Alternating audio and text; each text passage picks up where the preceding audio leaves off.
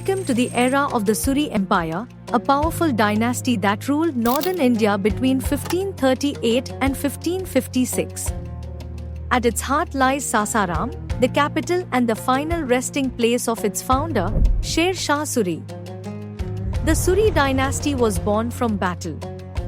Sher Shah Suri, an ambitious Afghan ruler, overthrew the Mughal Emperor Humayun in two decisive battles, the Battle of Chausa and the Battle of Kannauj.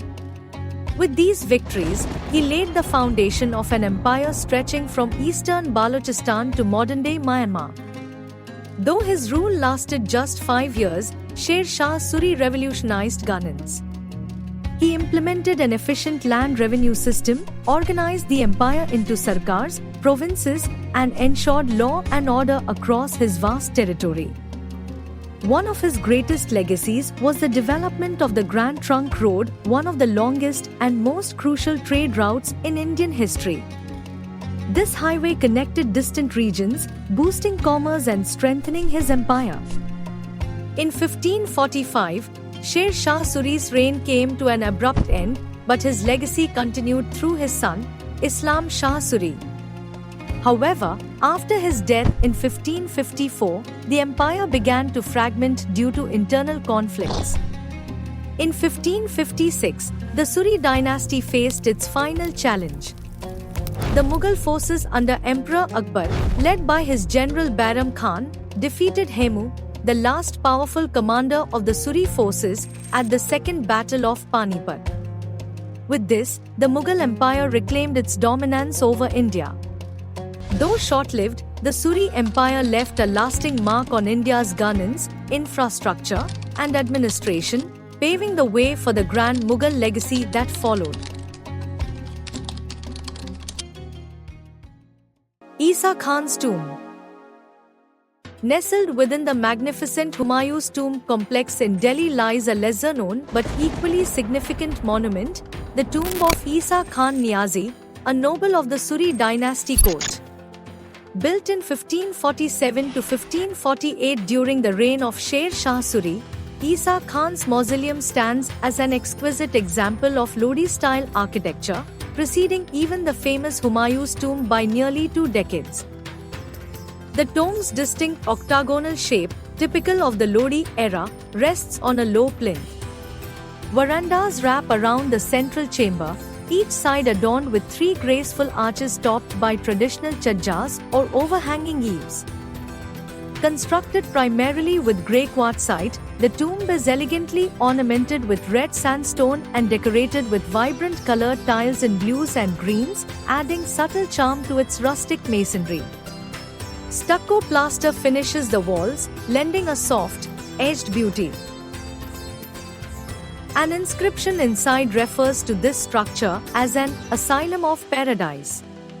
The central chamber holds the tomb of Isa Khan Niazi, one of the most influential nobles at the courts of Sher Shah Suri and Islam Shah Suri.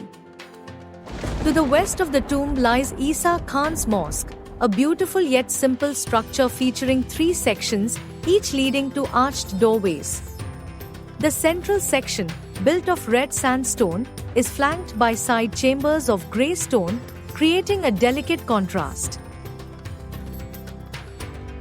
The central dome closely resembles the dome of the Qilā-e-Qunā Mosque at Purana Qilā, while the smaller side domes are gracefully raised on pillars, resembling pavilion-style chhatris.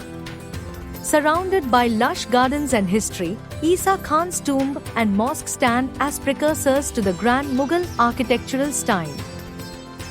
A silent witness to the rise and fall of empires, this monument preserves the artistic brilliance and cultural legacy of the 16th century.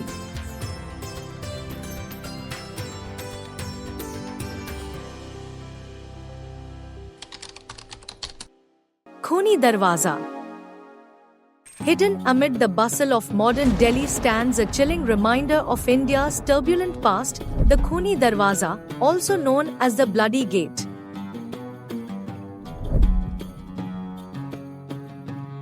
Located just south of the fortified Old Delhi, along Bahadur Shah Zafar Marg, this imposing structure was built by Sher Shah Suri and originally named the Kabuli Darwaza.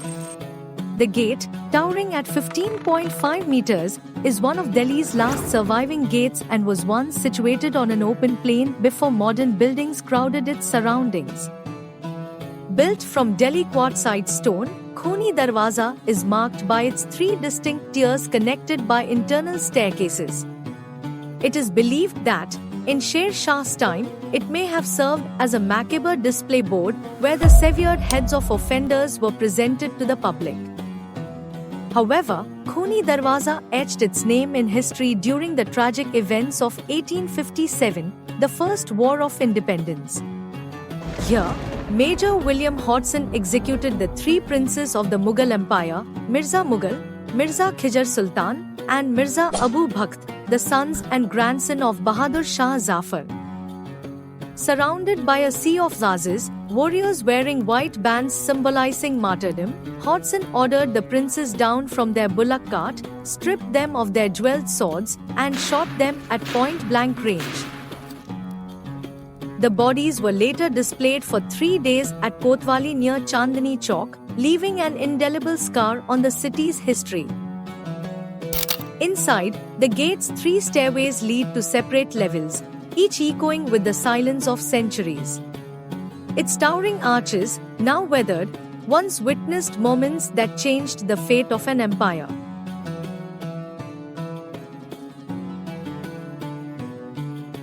Today, Khuni Darwaza stands quietly amid bustling roads and modern structures, a somber reminder of Delhi's violent past and the fall of the mighty Mughal Empire. It is more than just a gate, it is a witness to power, betrayal, and bloodshed, the Khuni Darwaza. We hope you all liked this 11th episode of Historical Monuments of Delhi. Stay tuned for the next episode. Your friend Ravindra Kumar Gupta, RKG.